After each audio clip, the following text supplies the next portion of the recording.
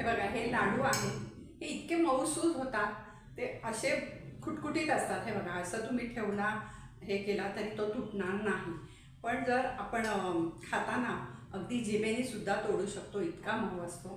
तर हा लाडू आहे, हा मी तुम्हाला 2 बोटांनी तोडून दाखवते। हे बघा, 2 बोटांचा जरा दाब दिला की लाडू तुटतो आणि हे बघा आतमध्ये किती सुंदर झालेला आहे।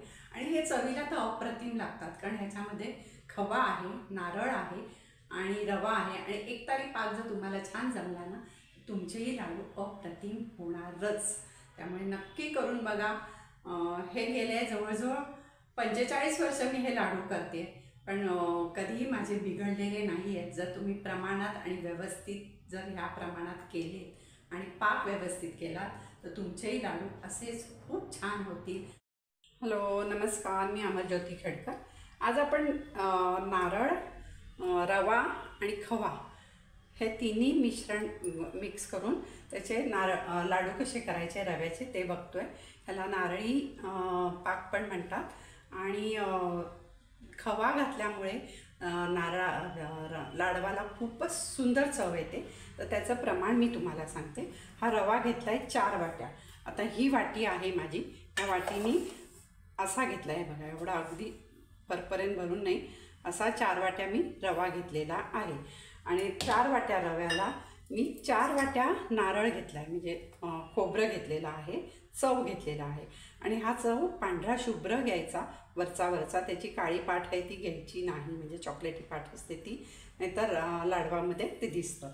म्हणून 4 वाट्या रवा आहे, त्याला 4 वाट्या नारळ घ्यायचं आहे। आता 4 वाट्या नारळ हे मी का सांगते तुम्हाला, ह्याचं प्रमाणात खरं आहे की 4 वाट्या रवा घेतला तर त्याला 2 नारळ घ्यायचे।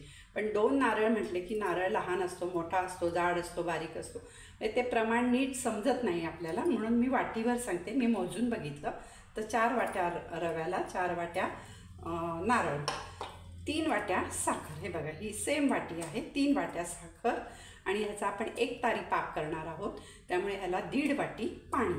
तसंच तूप घेणार आहोत आपण, साजूक तूप घेतलं आहे मी, तर 1 वाटी मी कढईत घातलेलं आहे आणि हे अर्धी वाटी आहे। ॲक्च्युली ह्याला 2 वाटी तूप घालतात, पण खूप तूप घातलं ना की लाडू वळताना तूप असं बाहेर येतं, म्हणून मी 1.5 वाटी घेतले। आणि जर अजून आपल्याला लागलं तर मी सांगते, कारण आपल्याला हे आपण नारळ घालतो आहे त्यामुळे त्याचंही थोडंसं तेल सुटतंच, त्यामुळे मी हे 1.5 वाटी तूप घेतलेलं आहे। आणि जर तुम्हाला खवा घालायचा असेल तर साधारण पाव किलो घातला तरी चालेल, मी 200 ग्रॅम घालते खवा, तर 200 ग्रॅम ह्याला खवा घेणार आहे। तर हे झालं आपलं प्रमाण। आता कसं करायचं ते आपण बघू। हे बघा, आता तूप छान तापलेलं आहे, त्याच्यात मी हा रवा टाकते आणि अर्धा रवा भाजून झाला की त्याच्यामध्ये आपण नारळ टाकून परत भाजणार आहोत। त्यामुळे ह्या रव्याला आता किती वेळ लागतो, आणि हे मंद गॅस ठेवून भाजून घ्यायचं, गॅस मोठा करायचा नाही, कारण रवा मंद ह्याच्यावर छान भाजला गेला पाहिजे। जेव्हा तुमचा रवा छान भाजला जाईल त्यामुळे लाडवाला खूप छान चव येते, त्यामुळे मंद गॅस ठेवून हा आपण आता भाजायचा आहे। तर ह्याला किती वेळ लागतो ते मी तुम्हाला सांगते। साधारण अर्धा रवा भाजून झाला की त्याच्यामध्ये आपण नारळ घालणार आहोत। हे बघा, आता मंद गॅस ठेवून साधारण हा 20 ते 22 मिनटं रवा हा भाजून घेतला आहे। आता ह्याचं त्याला तूप सुटायला लागलं आहे आणि रव्याचं ना एक तुम्हाला सांगते की रवा जसा भाजला जाईल तसं त्याला खमंग वास म्हणजे सुटायला लागतो। आता ह्याच्यात मी नारळ टाकते। मी रवा सगळा बाजूला करून घेतला आहे आणि त्याच्यामध्ये मी हा सगळा नारळ घालते, कारण नारळ पण आपल्याला आता रव्याबरोबर भाजून घ्यायचा आहे।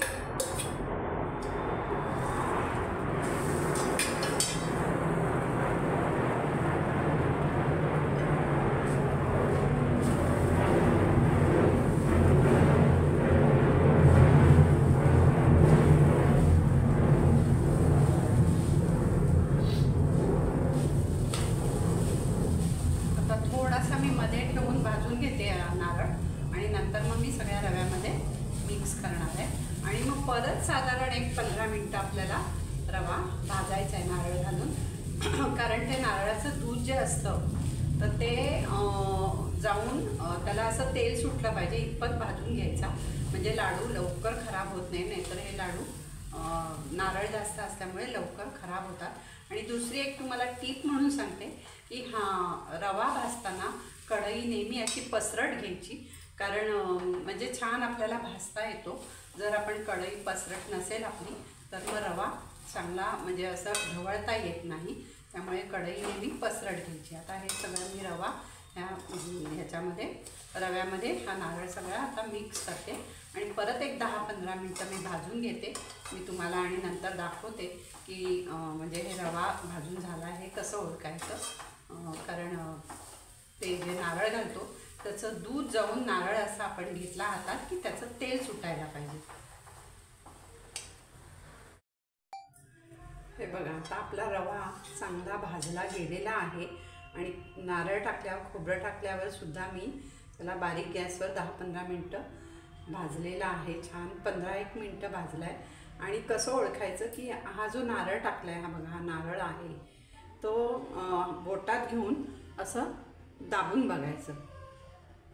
हे बघा असं तेल येते, त्याचं तेल आलं म्हणजे त्यातलं दूध जे असतं नारळाचं ते पूर्ण हे होऊन त्याचं तेल सुटायला लागले, म्हणजे हे छान भाजलं गेलं। हे बघा, आता हा रवा आपला छान भाजला गेलेला आहे। आता आपण पाक करूया। आणि रवा भाजायला नेहमी अशी मोठी कढई घ्यायची, म्हणजे छान ढवळता येतो आपल्याला। आता आपण पाक कसा करायचा ते बघू।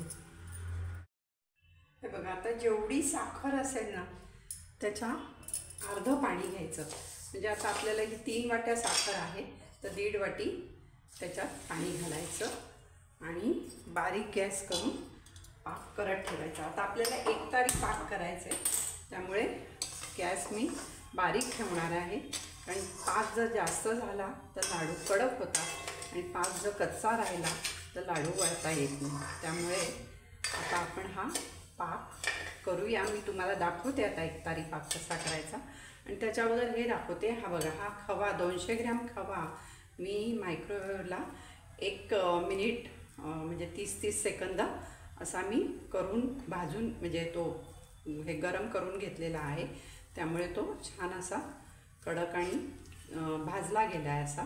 त्यामुळे त्याची चव अजून चांगली लागते, कच्चट लागणार नाही। त्यामुळे हा मायक्रोवेव्हला मी करून घेतले, तुम्ही कढईमध्ये केलात परतून घेतलात तरी चालेल। आता आपण बघूया एकतारी पाक। आता हा जसा होईल तसं मी तुम्हाला दाखवते।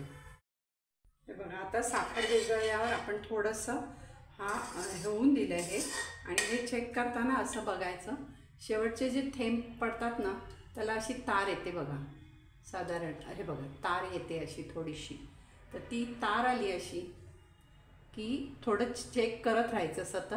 तर आता मी हे थोडासा एक थेंब काढला आहे ह्याच्यामध्ये आणि तो चेक करते आता मी।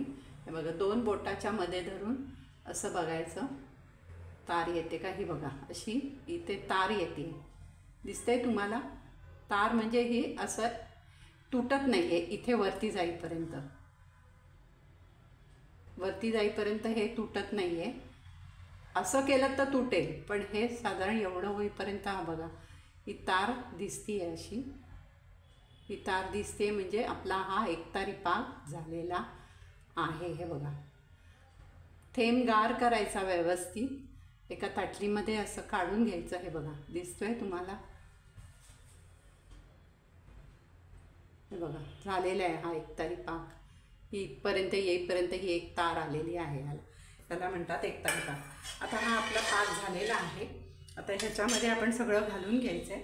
आता ह्याच्यात आपण पहिलं घालणार आहोत वेलची घालायची, तुम्हाला काय ड्रायफ्रूट घालायचे असतील तर ते घालायचे,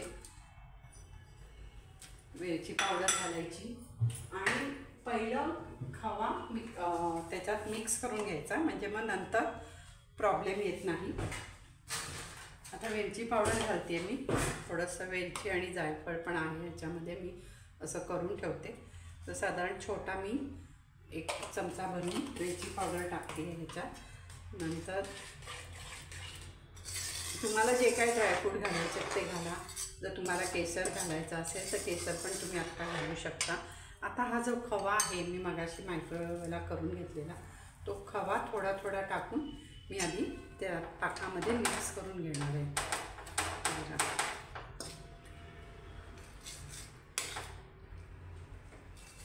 हा चांगला पाकात मिक्स झाला ना की मग लाडवाला खूप छान चव येते, नाहीतर मग मध्ये मध्ये असे गोळे राहतात. त्यामुळे हा खवा टाकून असा हे करून मिक्स करून घ्यायचा. आता हा मी सगळा खवा टाकते ह्याच्यामध्ये आणि छान मिक्स करून घेते आणि मग त्याच्यामध्ये आपण रवा टाकणार आहोत.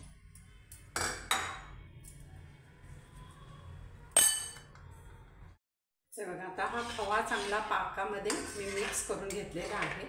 आता ह्याच्यामध्ये हा रवा आपण जो भाजून घेतलेला आहे तो रवा मिक्स करायचा आहे ह्याच्यामध्ये.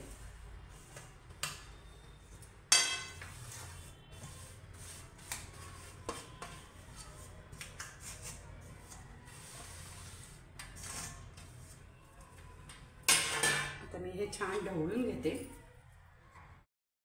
हे बघा, आता हा रवा मी भाजलेला रवा आणि खोबरं नारळ हे मी ह्याच्या पाकामध्ये घातलेलं आहे.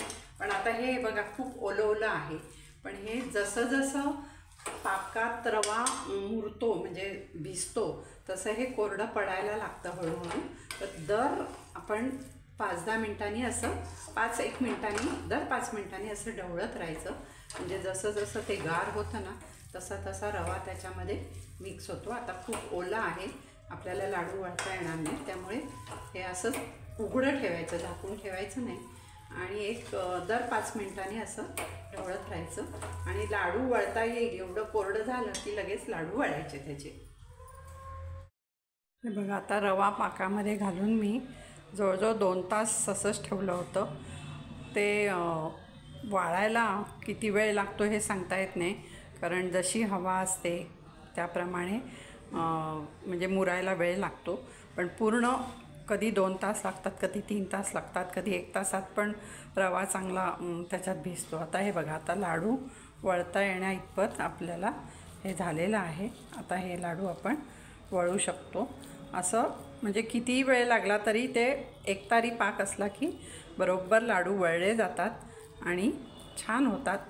तर आता आपण पूर्ण लाडू वळून मी तुम्हाला सांगते की एवढ्या मापामध्ये किती लाडू झाले. हे बघा, आपले लाडू पूर्ण तयार झालेले आहेत आणि एकदम मऊसूत आणि छान झालेले आहेत.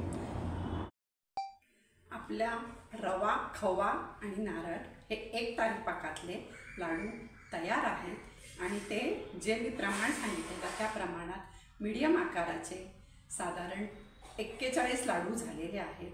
तर तुम्हाला हे प्रमाण मी जे पूर्ण व्हिडिओमध्ये दिलेलं आहे सगळं, आणि त्याप्रमाणे अगदी व्यवस्थित 1 तारी पाक करून तुम्ही लाडू केले तर तुमचे पण लाडू इतके सुंदर होतील आणि चवीला इतके सुंदर असतात की तोंडात ठेवल्या ठेवल्या विरघळतात.